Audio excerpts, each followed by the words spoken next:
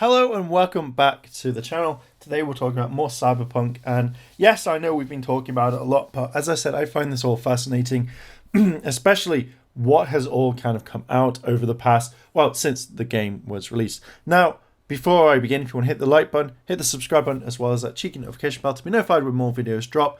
I'm trying to reach 18,000 subscribers, so hopefully if you like this, you'll subscribe. So since this game has dropped, lots of news has come out.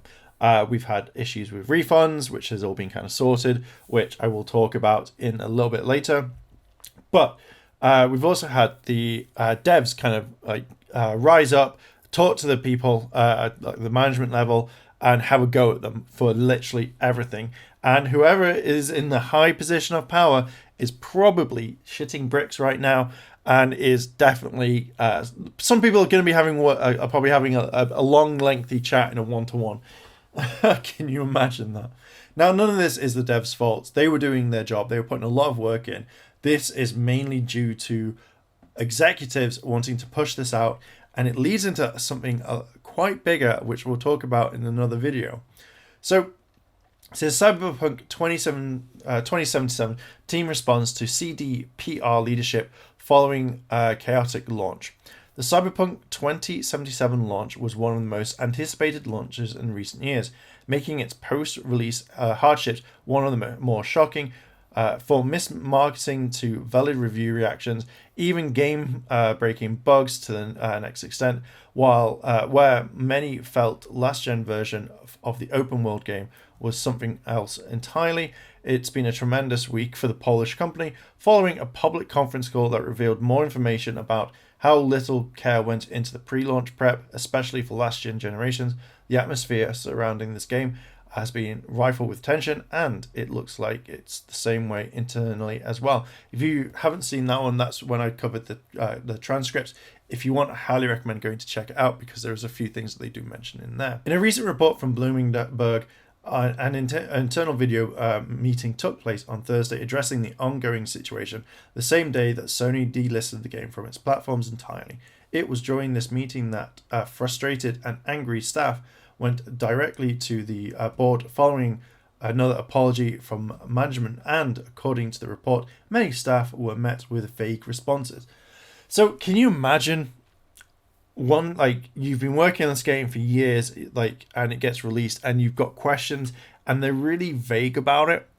To me, I'd be pissed. I'd be so angry about what's going on, and getting vague answers back, I feel that's really bad. It's more of a, oh crap, we don't have nothing to say.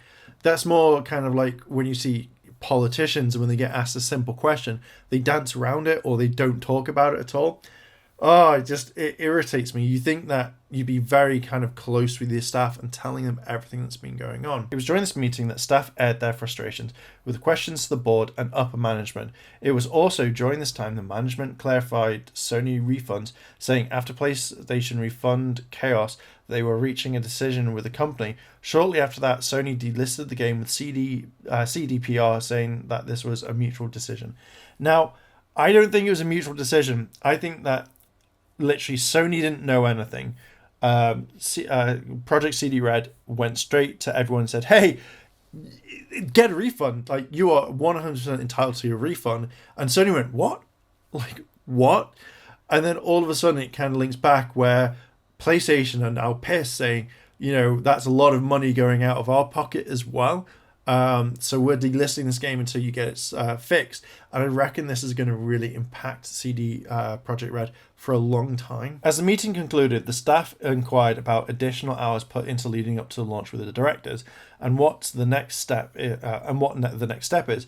To which the directors themselves responded with assurances that they're going to improve production practices, though they reportedly did not specify how. So that's another thing. When I've worked in retail and when I've spoken to HR about certain things for big companies, and they go, we're going to kind of look into it, especially if you complain to other things, they just come back with, so basically what we're going to do is we're going to take all this feedback and we're going to give it into the team, and we're going to give it there, but we can't let you know the outcome. We're just going to, let you know that we're speaking to someone about it. And you get that thing where you go, like, oh crap, no, I'm not going to hear back. So you know that it's just probably been swept under the rug or in a text file somewhere that's not been listed. Another confirmation centered around one developer asking the board in question why they told the public Cyberpunk 2077 was complete and playable, especially now that we see the current state of the game and nuance of earlier company call. The board responded saying that they will take responsibility for this misleading promise,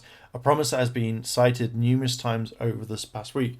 Now, again, for this, I just generally kind of think that they're going to take it on thing. Someone's going to get fired or someone's going to have leave, and you just think that you misled everything to the public.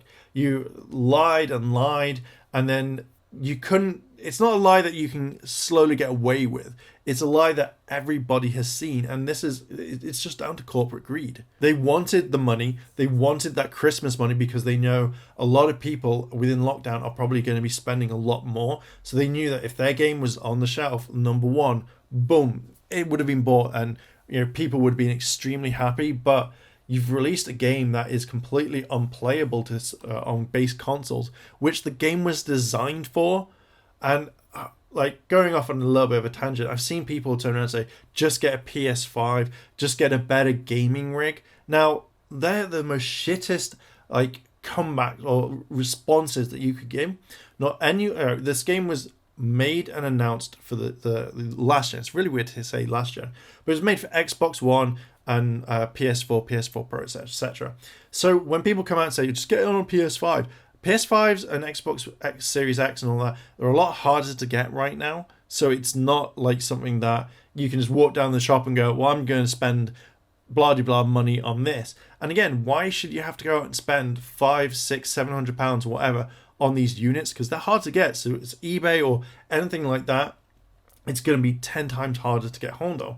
And also not everyone can afford a great gaming PC rig, etc., etc. So you kind of think that rather than the higher ups going, let's just move all this to PS5, just finish it on the attended consoles. Because again, back in May 2012, when it was announced, PS5 and all that, it just wasn't about. And I just hate that mentality, and I hate that these higher ups at some point halfway through development went, right, let's just frick off all the other stuff. You don't need this. Xbox One, PS4 and PS4 Pro, get them out of here. Put them in the bin. Everyone's going to be buying a PS5 for this game. You might as well have cut calls there and said, right, we're making this out for that console only. And then said, sorry, Xbox One and PS4 owners, you're gonna have to go buy a new console if you want to play our game that you've been waiting over 8 years for.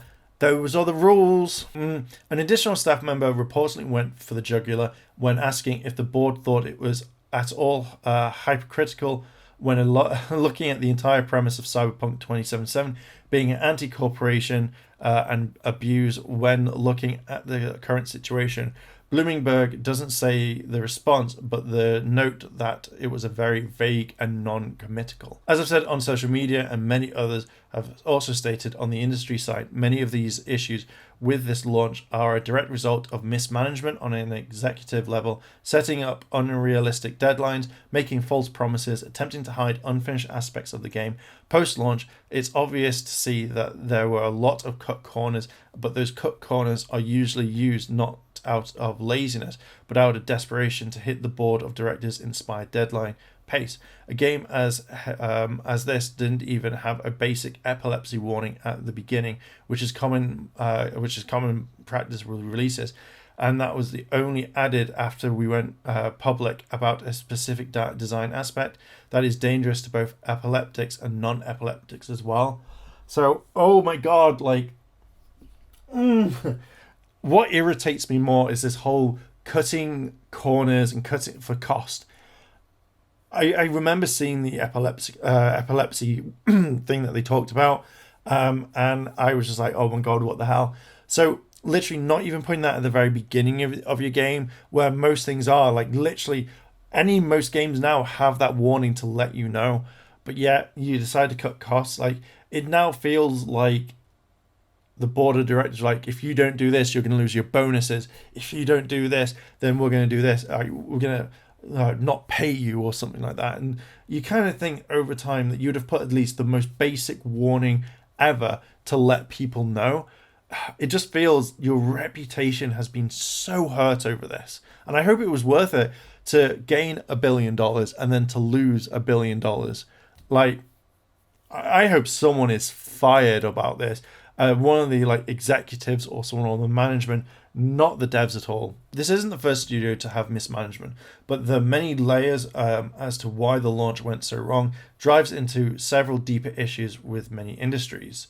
Within many industries, not just gaming, management not effectively caring for those that work for them or under them, non-transparency with the public, though they did a phenomenal job at marketing it to look like they were being transparent, and also the refusal to make adjustments when certain aspects along the process no longer made sense, i.e. PS4 and base Xbox One launch. The studio has promised to correct the issues in Cyberpunk launches faces, but it's hard not to be worried about the cost of these double down effects. The board of directors needs to be clear about how they're going to make the work environment safer and better for employees, not just time for vague replies. And I think that's true. I think that if you're gonna be talking about this properly, then you need to really kind of open up to people, tell them exactly what's going on, and just not hide things under the rug. Like, it infuriates me that companies are like this, and especially since their whole thing is like they're not like that.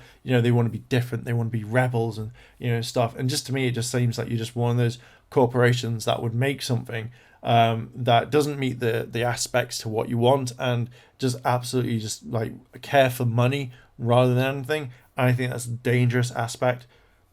You've literally damaged your reputation so much. It's going to take a lot to kind of climb out and actually put yourselves back on. But for anyone that makes YouTube videos on your company, this is going to be one of the biggest things out there, that they are going to reference this, and this will not disappear whatsoever. So quickly jumping over to Bloomberg. So it says, during Cyberpunk's 2077 development, the staff endured multiple periods of extensive overtime, including mandatory six-day weeks to finish the game. Bloomberg had reported that when asked about this crunch time in the Q&A, the director said they had plans to improve production practices in the future, but didn't elaborate, according to one person who was there.